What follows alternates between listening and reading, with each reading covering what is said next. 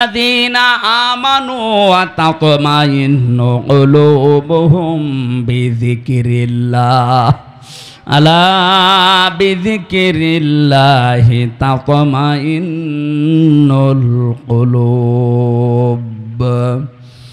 সূরা রাদের ভেতরে আল্লাহ জানিয়েছেন যাদের ঈমান আছে তাদের অন্তরে শান্তি আসবে শুধুমাত্র আল্লাহর নামে। কার নামে? বলেন বলেন। কেল্লা বাবার নামে শান্তি আসা সম্ভব? জাতির বাবার নামে না। এ পৃথিবীতে শান্তি শুধু মুমিনের অন্তরে আসবে আল্লাহর নামে।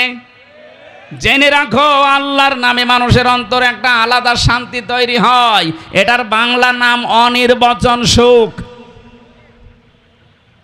এটা পাখির বাচ্চাগুলো, মুরগির বাচ্চাগুলো দেখবেন দানা যখন এভাবে ডাউন করার পরে ফল করে দেয়, বাচ্চাগুলো ওর নিচে একটা কিচির মিচির আওয়াজ দেয়। কথা বললেন না কেন? এই আওয়াজকে বাংলা ভাষায় বলা হয় অনির্বচন সুখ। এটা আপনি পাবেন তখন যখন আল্লাহ বাদে অন্য কাউকে ডাকবেন না। রহমানের বান্দা হিসাবে এই এদিকে তাকিয়ে থাকেন, না দেখতে পারলেও চোখ বন্ধ করে থাকেন। আলোচনা কিন্তু আমি ভুলে যাব ভাই। আরে ভাই, কথা তো উপর থেকে আশা লাগবে না, নাকি বানাবো বানাবো আমি? এটা ভালো পরিবেশ দেন।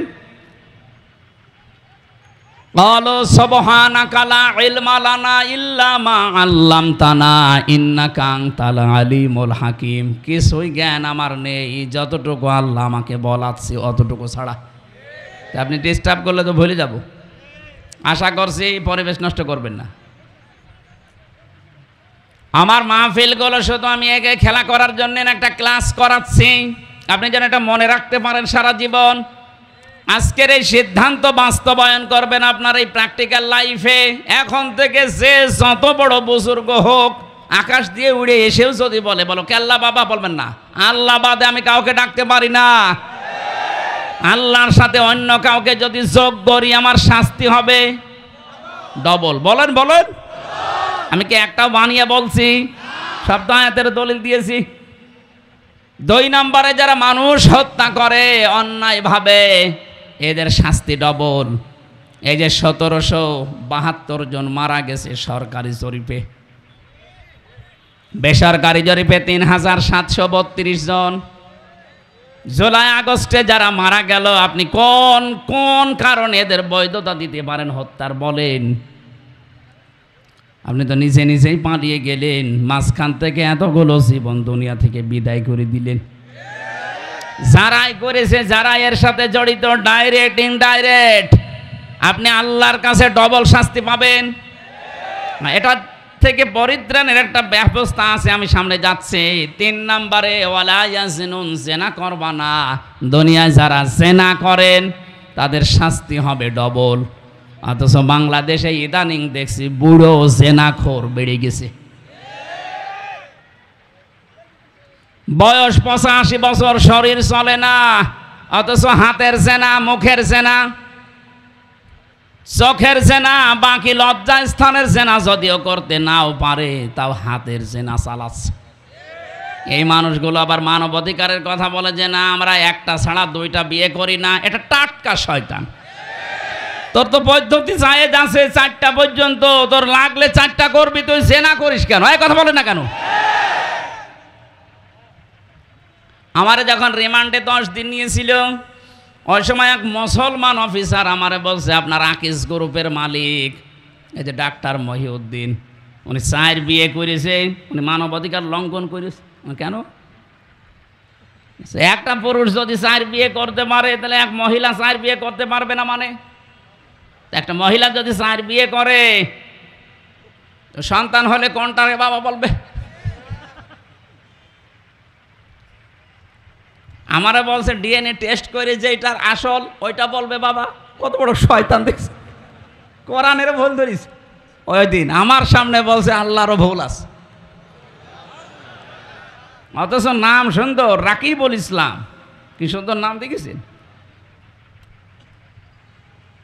এখন পালিয়েছে। আমার মনে হয় এখন থাকলেও মানুষ পিটিয়ে মেরে ফেলত। এই মানুষগুলোর এখন দেখা যাচ্ছে এদের সাথে যোগসূত্র ছিল পরিমণি। এই কথা বলছেন না কেন? এটা আজকে বের হয়েছে স্বামী কায়সার। এই মহিলা বিভিন্ন মুরব্বী মানুষের ঘুম পাড়িয়ে তারপরে ঘরে যেত। বলেন সুবহানাল্লাহ।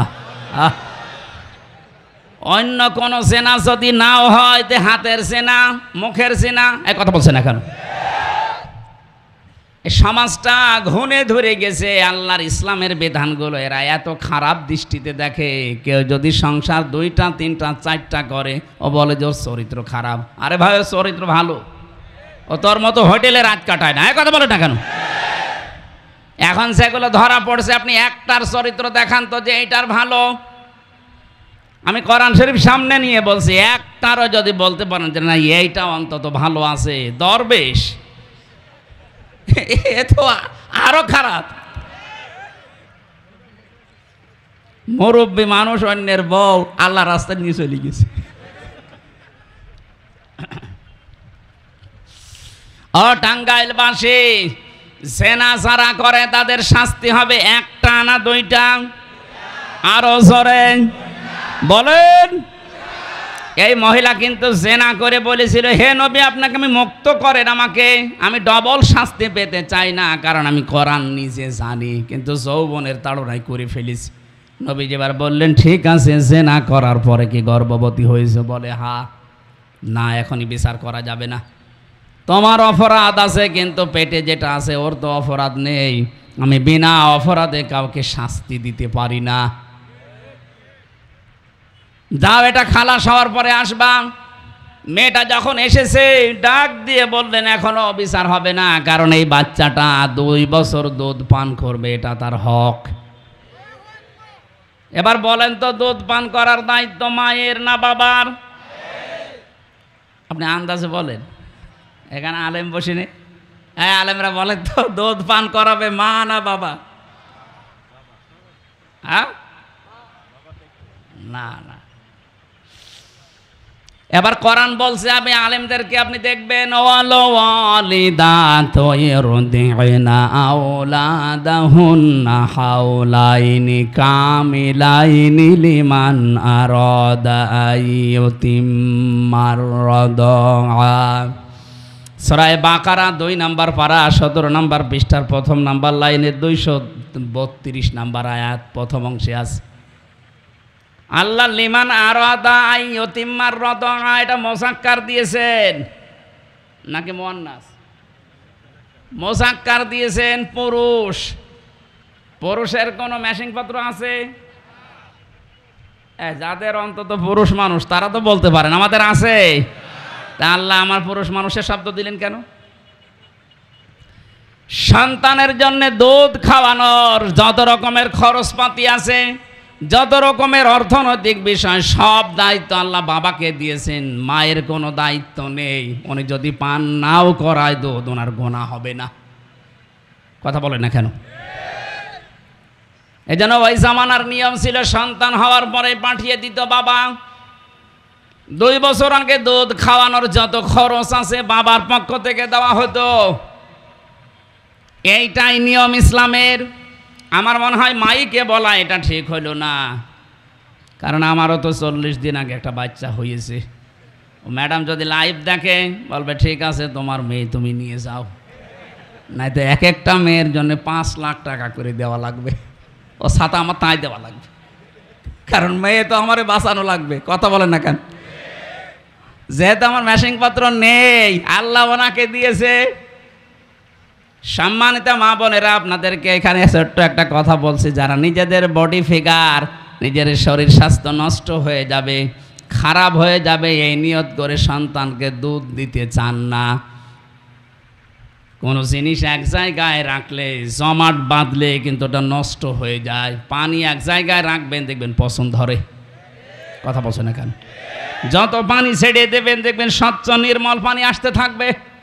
আর এক জায়গায় রাখেন, দেখেন 10 দিন পরে পছন্দ ধরে যাবে, নষ্ট হয়ে যাবে, পোকামাকড় তৈরি হবে। পৃথিবীর কোনো জিনিস এক জায়গায় রাখলেই নষ্ট হয়। এই লোহা লক্কড় এক জায়গায় রাখেন, মরিচা ধরবে, জং ধরে যাবে, শেষে ক্ষয় হতে হতে মাটি হয়ে যাবে। কথা বলেন। ক্ষমতাও এক জায়গায় রাখা ঠিক না, এটাও নষ্ট হয়ে যায়। এ 15.5 বছরে তাই হয়েছে। আমি অত দূর আর যেতে চাচ্ছি না। মাকে আল্লাহ যে খাবারটা দিয়েছেন তাদের বুকের ওপর, এটা যদি আপনি সন্তানকে না দিয়ে এক জায়গায় করে রাখেন, এইটাও নষ্ট হয়ে যাবে, শেষ পর্যন্ত ক্যান্সার হবে, কেটে বাদ দেওয়া লাগবে। যাক, আমার বিষয় ওইটা না, আমি শুধু একটা টাচ দিলাম। মায়েরা যদি দুধ পান না করায় গোনা হবে না, দায়িত্ব আল্লাহ বাবাকে দিয়েছেন। আপনি টাকা খরচ করে করবেন না, মানুষ রেখে করবেন, এটা আপনার দায়িত্ব। নবীজি বললেন এই দুধটা যেহেতু ওর বাবা, আপনি বলতে পারছেন না কে ওর বাবা, আর যে বাবার নাম বলবেন ও বাবা তো দায়িত্বও নেবে না, কারণ সন্তানটা জারজ। কথা বলে না কেন? নবীজি এই জন্যে বলেছিলেন 2 বছর অন্তত দুধ খাওয়াও, এবং শক্ত খাবার খাওয়া শিখলে আমার কাছে নিয়ে আস। 2 বছর পরে রুটি দিয়ে বলছে, হে রাসূল এই দেখেন খাওয়া শিখে গেছে। ছেলেটাকে নিয়ে নবীজি একজন সাহাবীকে বললেন, এই যে তোমার দায়িত্ব দিয়ে দিলাম, নাও, মেয়েটাকে মাটির ভেতরে গেড়ে দাও। পাথর মারা আরম্ভ হয়ে গেল। হযরত খালিদ ইবনে ওয়ালিদ বলেন, এত জোরে একটা পাথর মারলাম, থিনকি দিয়ে রক্ত আমার শরীরে এসে টাচ করিস। আমি বরদোয়া দিলাম, ভৎসনা দিলাম, ভোরও কঞ্চিত করলাম, সি কার রক্ত আমার শরীরে লেগে গেছে। নবীজির কানে কথা যাওয়ার সঙ্গে সঙ্গে বিশ্ব নবী বললেন, থামো, এ কথা বলবা না। তুমি নবী না, আমি নবী। আমি যা দেখতে পাই তুমি তা দেখতে পাও না, আর আমি যা জানি তুমি তা জানো না। এই মহিলার যে তাওবা, এই মহিলার যে অনুশোচনা এবং এই গুনাহ মাফ করার যে পদ্ধতিও দুনিয়ায় দেখিয়ে গেল, এরকম কোন জালেমও যদি পৃথিবীতে এইভাবে তাওবা করতে পারে, আল্লাহ তাকেও মাফ করে দেবেন। আমি কি বোঝালাম এই ঘটনা থেকে? শুধু সুবহানাল্লাহ, আলহামদুলিল্লাহ, আল্লাহু আকবার, নাউজুবিল্লাহ পড়া না। এই এদিকে তাকান। এই 15.5 বছর যারা জুলুম, নির্যাতন, অত্যাচার করেছেন, আপনি তো আল্লাহর সাথে কিছু করেননি, করেছেন জনগণের সাথে, সৃষ্টি জগতের সাথে। এই কথা বলে না কেন? যে গাছগুলো কাটার কথা ছিল না, আপনি ক্ষমতা পেয়ে গাছগুলো কেটেছেন। এরকম গাছ দেশে নেই। ওই মহিলাকে নবীজি কিন্তু প্রথমেই বলতে পারতেন, যা হয়েছে হয়েছে, আস্তাগফিরুল্লাহ পড়ে নাও। পারতেন না? বলেন না কেন? বলেছিলেন না। মানে তিনবার এসে যখন বলেছে আমি মুক্ত হতে চাই, এ গুনার শাস্তি যেহেতু ডবল কোরআন ঘোষণা দিচ্ছে, সুতরাং আমি কিয়ামতের দিন পরিত্রাণ পেতে চাই, হে নবী আপনি আমাকে পরিষ্কার করেন। নবীজি পরিষ্কার যেভাবে করেছিলেন, হে বাংলার মানুষেরা, এ 15.5 বছরে যারা জুলুম করেছো মানুষের ওপরে, তোমাদেরকেও আমরা পরিষ্কার করতে চাই। শুধু আস্তাগফিরুল্লাহ হবে না, আপনার জন্য হাজারো মানুষ এই 15 বছর ঘরে থাকতে পারে নাই। হাজার হাজার মিথ্যা মামলা নিয়ে কেউ গাছতলায়, কেউ বাঁশতলায়, কেউ ধানের জমিতে রাত কাটিয়েছে। আপনি গমের সাথে, খুনের সাথে, আয়না ঘরের সাথে আপনি জড়িত। মিথ্যা মামলা নিজে দিতেন, নিজেই ছাড়িয়ে নিয়ে আসতেন, মাঝখান থেকে ওর পরিবারের কাছে 8-10 লাখ টাকা নিয়ে নিতেন। এরকম ব্যবসা দেশে ছিল না? এই কথা বলে না কেন? এই ব্যবসাগুলো যারা করে কোটি কোটি টাকার মালিক হয়ে গেলেন, এখন আপনি আল্লাহর কাছে বললেন আস্তাগফিরুল্লাহ। আল্লাহ কি পাগল হয়ে গেছে? আপনি তো ক্ষতি করলেন হামসার। আমার প্রায় 30 থেকে 32 লাখ টাকা এই 3.5 বছরে গেছে। আমি চাই এই ক্ষতিপূরণ আমাকে দেওয়া লাগবে, যেহেতু আমি নির্দোষ, আদালত কর্তৃক প্রমাণিত, আমার কোনো দোষ পাইনি। তাহলে 32 লাখ টাকা আমার মামলার আয়ু থেকে শুরু করে যারা জড়িত ছিল সবার কাছে আমার দাবি। এবং 3টা বছর আপনি ফাঁসির কন্টেম সেলে আমাকে রেখেছেন, আমিও চাই 3 বছর আপনি থাকবেন। কথা বলেন না কেন? 10 দিন আপনি রিমান্ডে থাকবেন ওই মাটির নিচে। এতগুলো কাজ করার পরে বলেন আস্তাগফিরুল্লাহ, যান। এইভাবে যদি আপনি অপরাধের তাওবা না করেন, এই দেশে সামনে যারা আসবে তারা আরো ভয়ঙ্কর জালেম হবে। এজন্য আমরা চাই এই তওবা হোক।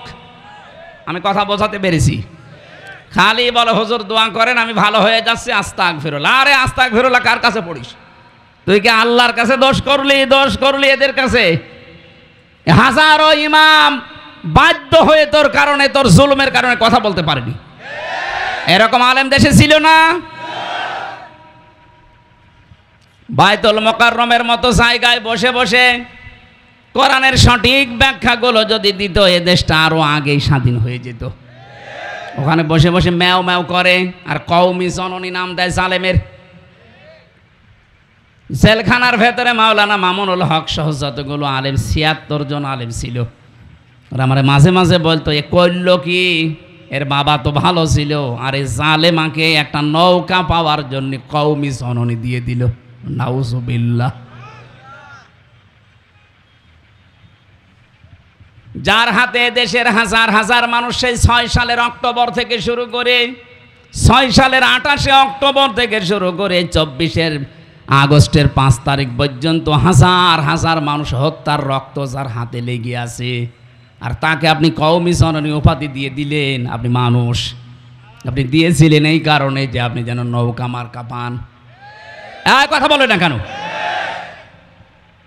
কোন কারণে আপনি এই মার্কা নিয়ে দাঁড়াতে গেলেন? আপনি যদি কুকুর মার্কায় দাঁড়াতেন তাও পাশ করত। এই মার্কাটা আল্লাহ এত নিকৃষ্ট করে দিয়েছে, এখন যদি কেউ মুখ ফুটে বলে আমি নৌকার লোক, ওর পিটিয়ে মেরে ফেলবে মানুষ। শুধু টাঙ্গাইলে না, সারা দেশে একই অবস্থা। আমার ৬৩০টা থানায় মাহফিল নেওয়া আছে সারা বাংলাদেশে, প্রায় জায়গায় তো এখন যাচ্ছে, যেখানে যায় ওই নাম যদি কেউ বলে আগে গালি দেয়। জালেমদেরকে আল্লাহ বলেন আমি নিজে ঘৃণিত করে দেই। জালেমদের উপরে ঘৃণা জন্মায় কে? পুরা সৃষ্টি জগতের ভেতরে তাদের প্রতি রাগ তৈরি হয় আল্লাহর পক্ষ থেকে। এটা আমি বানালাম। সূরা শুরার ৪২ নম্বর আয়াতে আছে, ইন্নামাস সাবিলু আলাল্লাযিনা ইয়াযলিমুনান নাস। আল্লাহ পাক বলেন অবশ্যই আমি আল্লাহ নিজে মামলা দেব জালেমদের বিরুদ্ধে। আল্লাহর মামলার আসামি জালেমরা, তাহলে আল্লাহর সৃষ্টি জগৎ তাদের উপরে মন খারাপ করবে না? কথা বলেন। এই জন্যই তো মানুষ জালেমদেরকে দেখতে পারে না, সে যেই হোক। ইয়াজিদ জালেম ছিল, অথচ নামটা ভালো, আল্লাহ তার প্রতি ঘৃণা তৈরি করে দিয়েছে মানুষের। চেঙ্গিস খান, কেউ কি শুনেছেন যে তার ছেলের নাম চেঙ্গিস খান রাখে? হিটলার, এক কথা বলছেন না কেন? আপনি কত ইহুদির সাথে মিলেছি বাইরের দেশে, এই যে সিঙ্গাপুরে, মালয়েশিয়া, থাইল্যান্ডে বিভিন্ন দেশ ঘুরলাম, কত ইহুদির সাথে আমি গাড়িতে চড়েছি, ট্রেনে, বাসে, কোনো মানুষের নাম হিটলার আমি শুনিনি। ইয়াজিদের নাম আমি শুনিনি, চেঙ্গিস খানের নাম আমি শুনিনি, অথচ নামগুলো তো খারাপ না। চেঙ্গিস খান কেউ রাখে? কারণ জালেমদের প্রতি ঘৃণা তৈরি করে দেয় কে? আরো জোরে।